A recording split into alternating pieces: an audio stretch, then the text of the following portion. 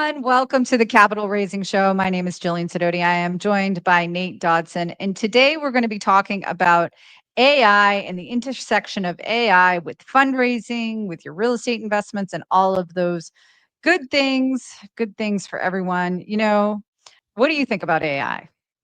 Man, I'm terrified. I think it's going to take my job, and well, I don't know. That's just one of those Skynet.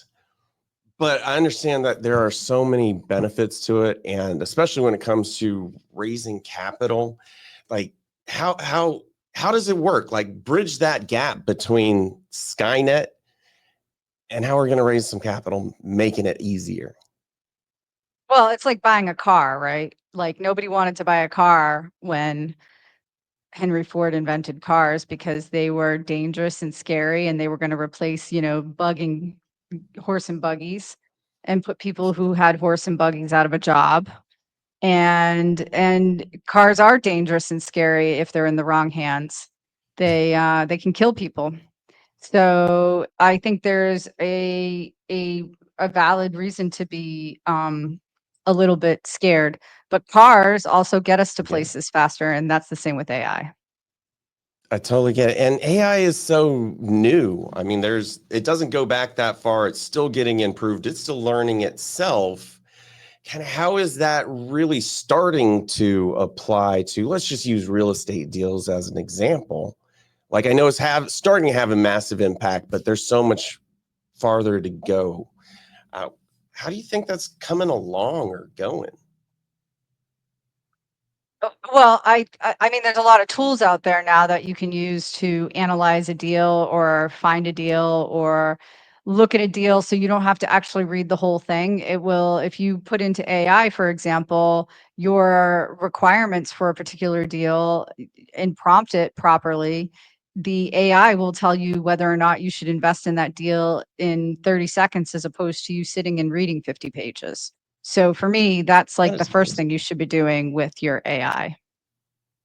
I mean, that truly sounds amazing. I'm guessing it takes a lot to kind of get AI set up where it can actually do this. I mean, but a huge impact doing things in 2 minutes versus 2 hours. I mean, just a massive impact. Could you kind of talk a little bit more to what that really means and how it works? 'Cause I don't Well, know. the thing is what people need to realize is that you can't you can't get rid of human knowledge completely, not yet, because AI only knows so much, right? Like it can't read your mind yet.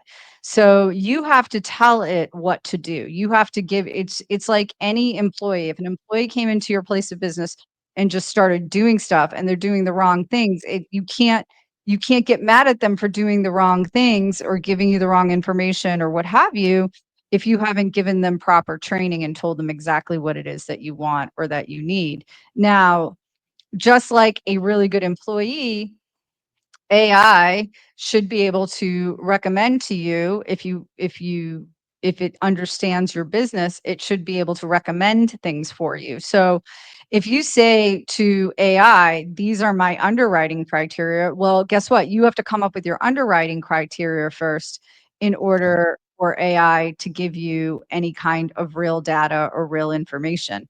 It can't do that unless you provide it that information. You can only provide it that information if you understand your business and understand what you're looking for. Okay, so there's actually an educational component that you got to know what you're doing. And this is almost like that VA, a virtual assistant that can take your information and run with it, but you got to teach it. Is You have to that what I'm teach it. hearing? Yeah, yeah, you have to teach it, but the difference between your virtual assistant and AI, because by the way, I'll never say that AI doesn't make mistakes. My AI made a mistake this morning I had to correct. But like the AI will only does need to be fed information. Like if I say find me a real estate deal and I'm really vague like that you have to pare it down as far as you can possibly go, because if I say find me a real estate deal and then I say find me a real estate deal that is multifamily, Well, they could return, multifamily deals all over the country. Like they could return like complete messes. They could return class A properties. They could return, multifamilies that have 100 units. They could return multifamilies that have 2 units. So you have to really be specific and know what you're looking for in order to get the proper insight. Now, there's also specific tools that Okay. are specific to the AI for real estate. So we're talking like, beyond ChatGPT, but you can do all this stuff with ChatGPT or Grok or Claude. Is it like kind of are these tools sitting on top of one of those like well-known AI systems, or are they completely separate? That I don't really know. I mean, every AI tool is sitting on top of what we call a large learning model, and the large learning model is like your Chat GPTs, is your Groks, is your Claude. So a lot of times, what happens is like, yes, these platforms are built on those large learning models, and then they're pre-fed information and parameters. And so, like, there's a website called House Canary. We'll use that one as an Okay. example, and they provide they're not they're they I think they started off as a brokerage, I'm not quite sure, but they provide data and analytics. So my guess would be like, obviously these software companies, these service providers aren't going to give us the their how they make their sausage, because that would be giving away all their trade secrets and what have you. But they if I had to guess, what they probably do is they probably have not just their software sitting on top of a large learning model, but they also have it um, like API'd in to various things like the MLS, Okay. like property information from counties and tax data and other places where you can get information about properties. So Okay. they've already done that for you. But you certainly, if you don't want to spend the money on these types of models, or you just want to try things out for a while, you Mhm. could very much go and build it yourself within an AI platform. But something like House Canary, like, actually is pretty inexpensive. I think it's like less than $200 a year to Oh wow. do Okay. evaluation on House Canary for one So user. you used a word, and I think I'm gonna guess what it means, but API. I'm a techno caveman. I will say that repeatedly, so I don't really understand a lot of this stuff. So literally, thank you for teaching me a thing or two while I screw it all up.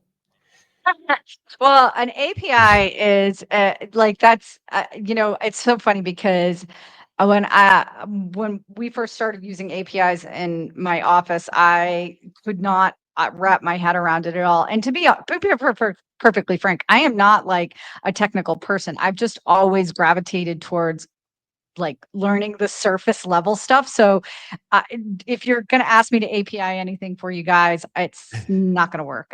You really need to get a professional. But basically, an API is oh god, what's it? It's like an application programming interface.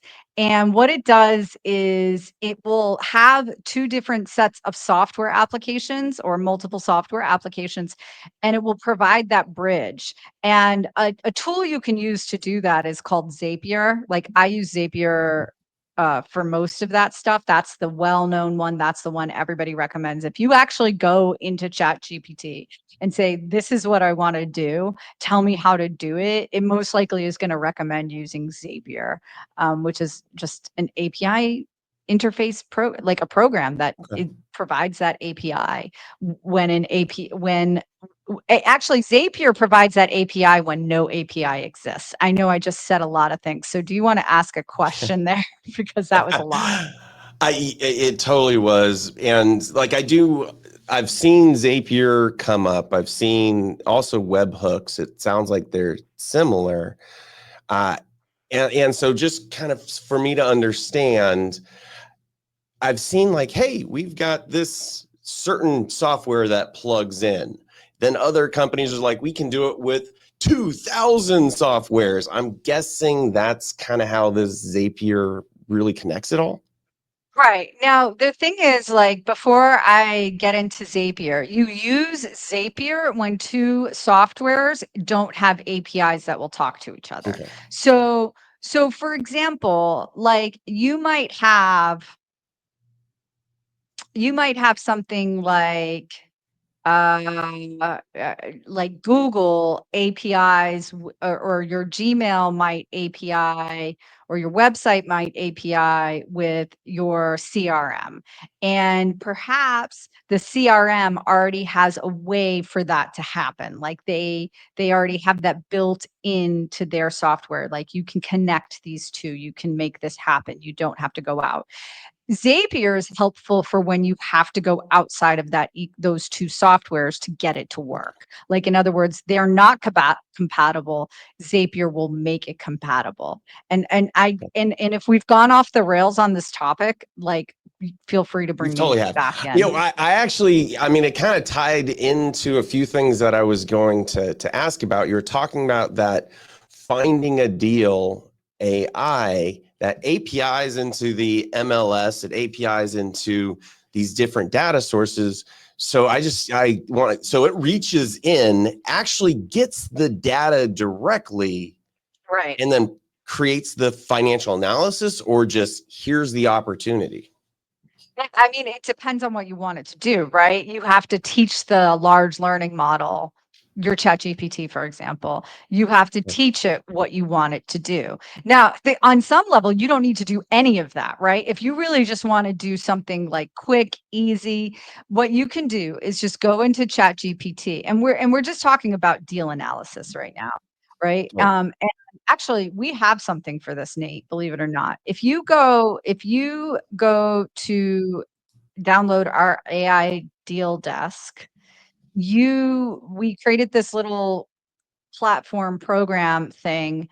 I'm describing it really well. I'm doing a great The thingamabob. the thingamabob. Yeah, this I created this thing called the AI deal desk starter kit. And in it, I have something that will help you analyze deals.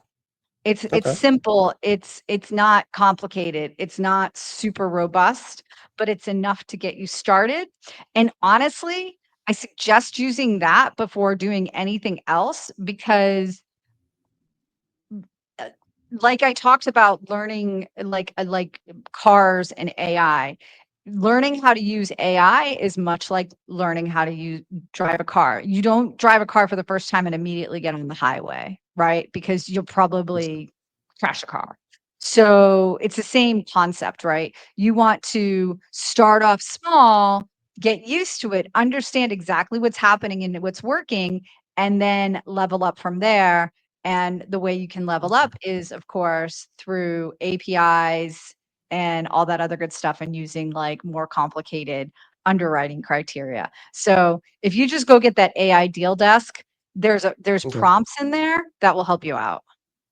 And so, just to throw it out there, we're adding it for everybody. If you want this, just to help you get started, findmoreinvestors.com/AI deal desk to get it for yourself.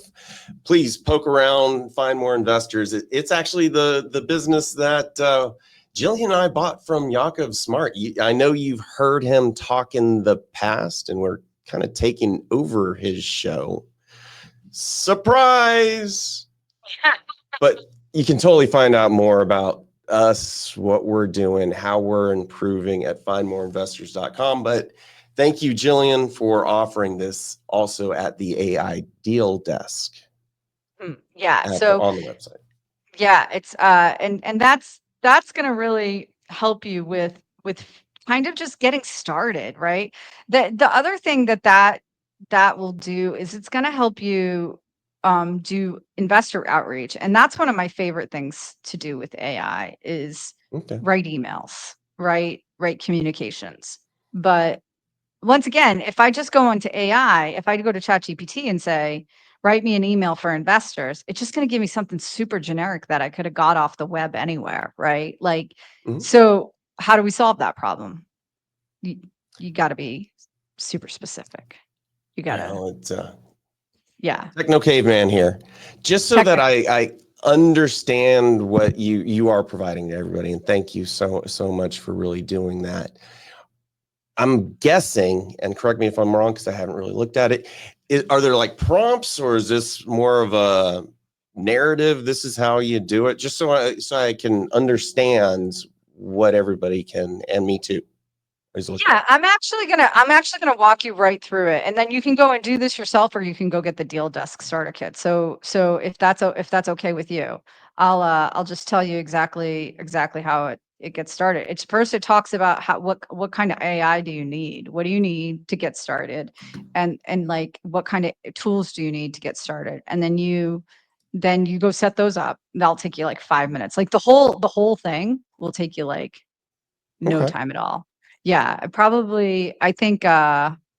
think we had our one of our employees try it, and they're pretty well versed at AI. So, and I asked her how long it took for her to use the whole thing, and she said it took her an hour. So, yeah, it's like you can do this, and I'm going to tell you exactly what you want to do. So, what you're going to do, I'm opening this up so I can tell you exactly what you're going to do. Yeah, please do.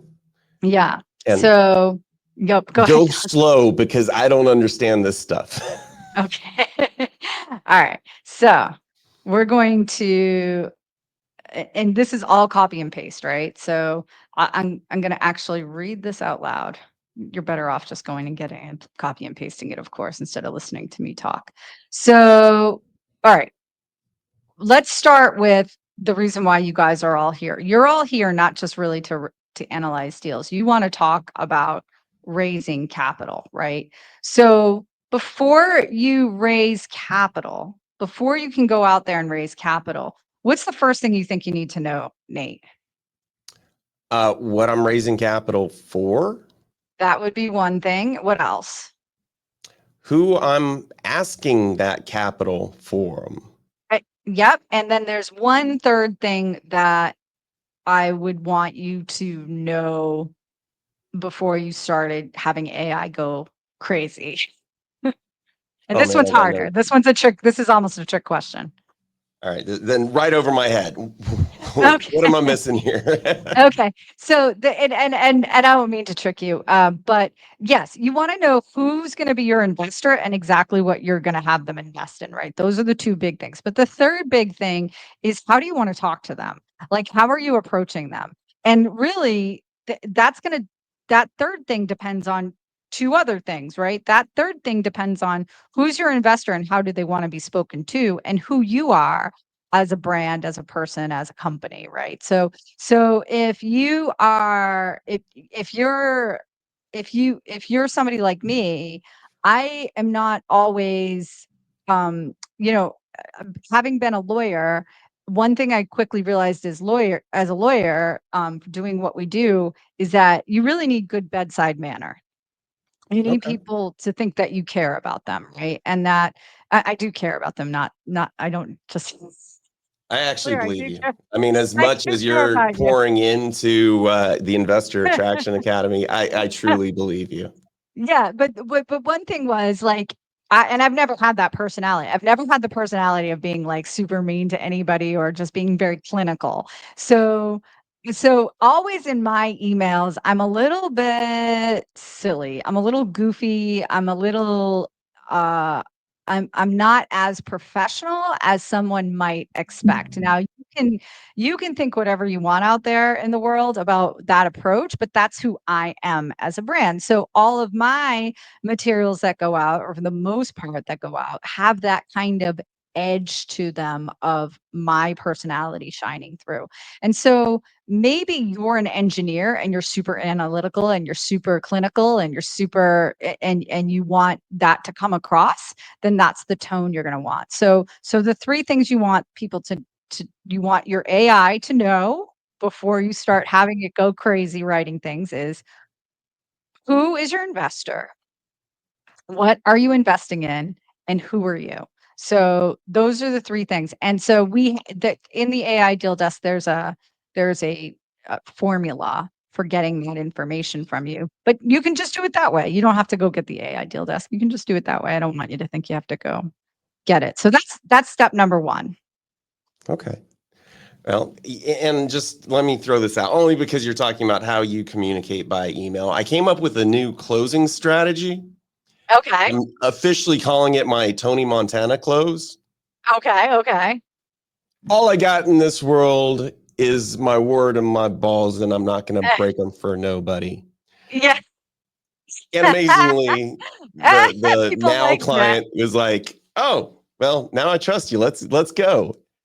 Yeah, exactly. So, that's yeah, you always have to be like, I love that. I love that because that's like really that's authentic, right? So that's what we want. We want authenticity. And if you're trying to be something that you're not, then it's gonna come across as that. So you really you want to be as authentic as possible. And then you can start saying things to your AI. Once you get that information into your AI, you can start saying stuff to it like, write a professional email introducing me as a serious multifamily buyer targeting 20 plus units in Charlotte.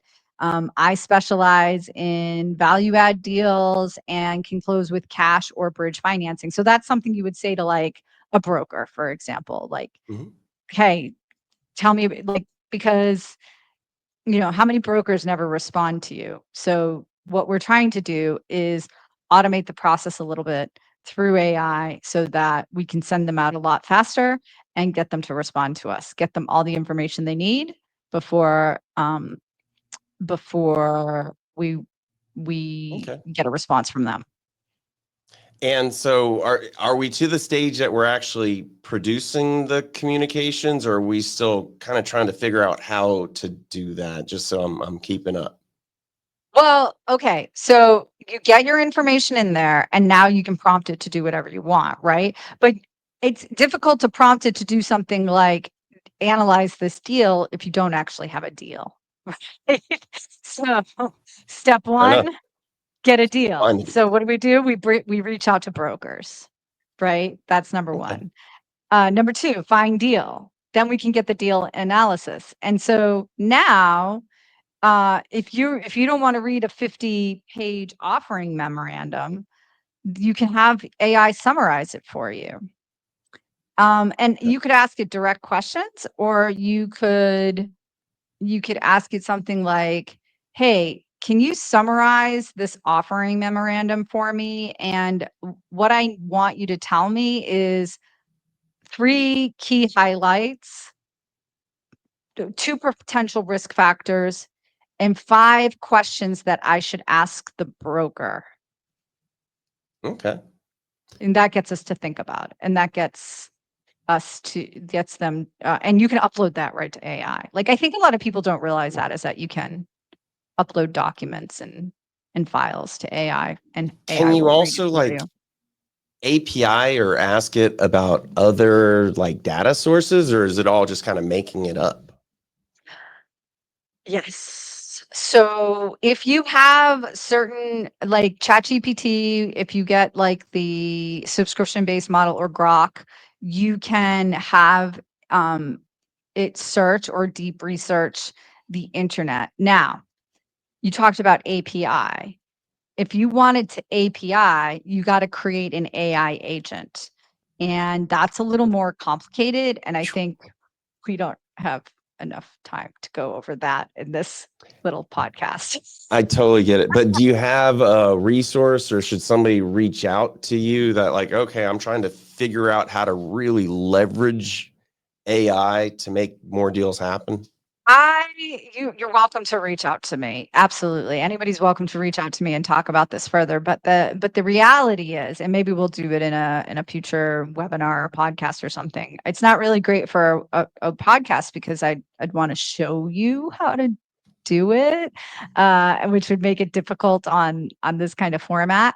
But the way you're basically doing it, right, Nate, is you're saying to your platform, I need you to go retrieve this information from this place.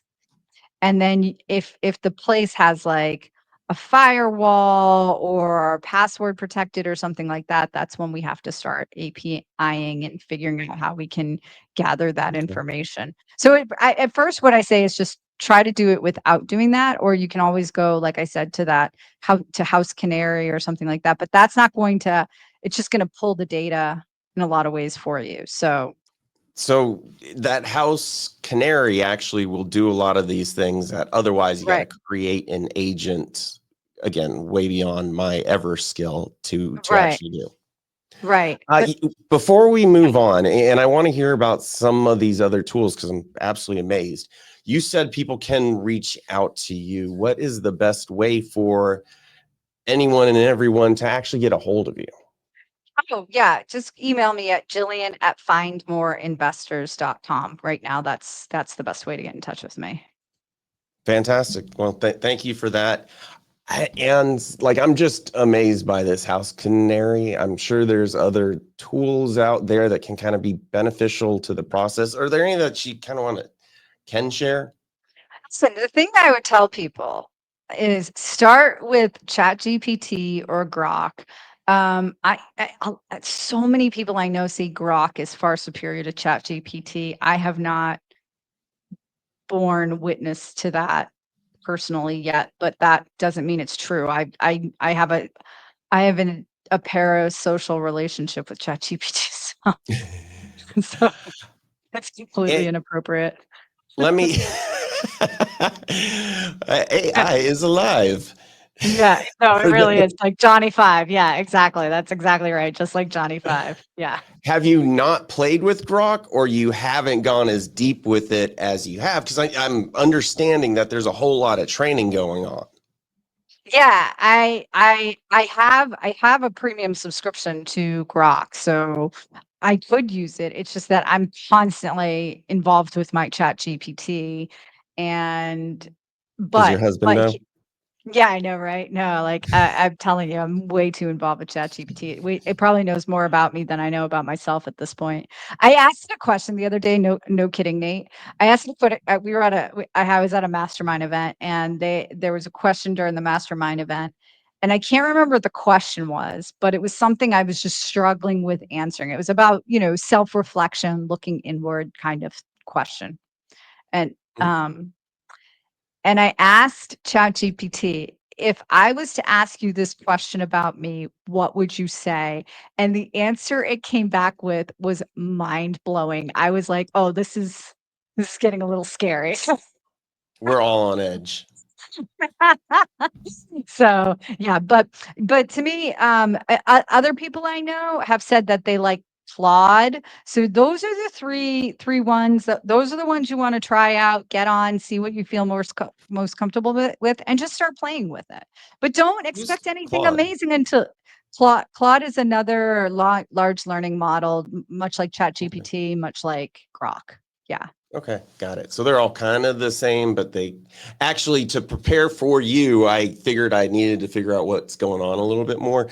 So I didn't try Claude, but I tried ChatGPT, which was absolutely amazing. It took a little while for anything complicated. That Grok was fast. It was Yeah. actually really amazing how quickly it would respond and give information.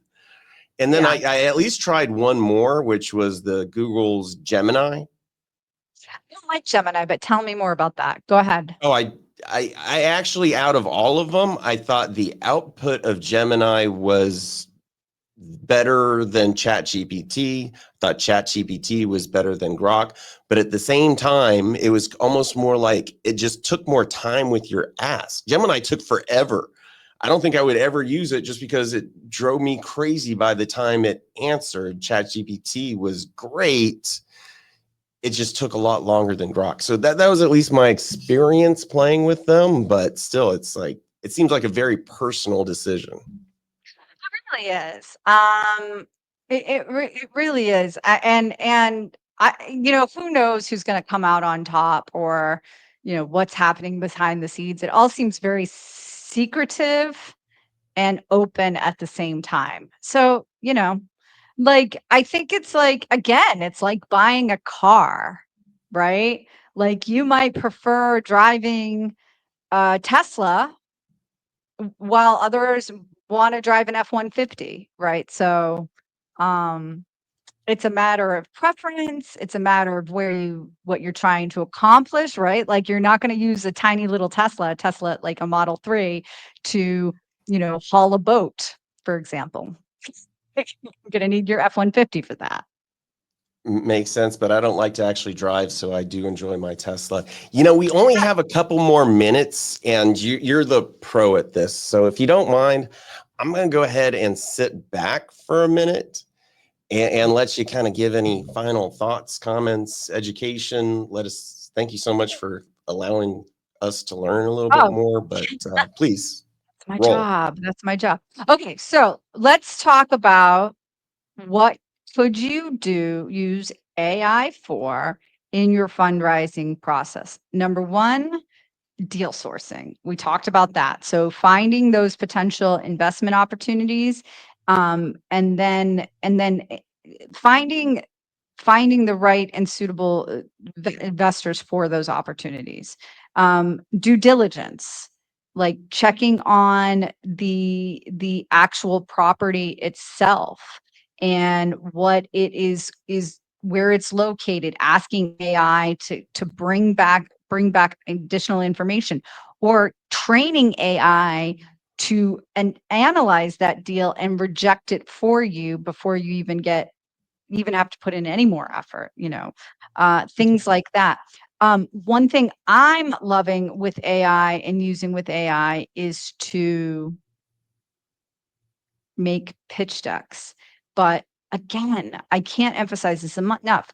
If you say, I need you to write me a pitch for my deal in Detroit, and then you give AI no indication about the deal itself, like you don't give them any indication about who your investor is, what formula for pitching they should use, or who you are as a brand, as a company, then it's going to come out really crappy. So just remember, AI is a is your best employee, but even your best employee needs training.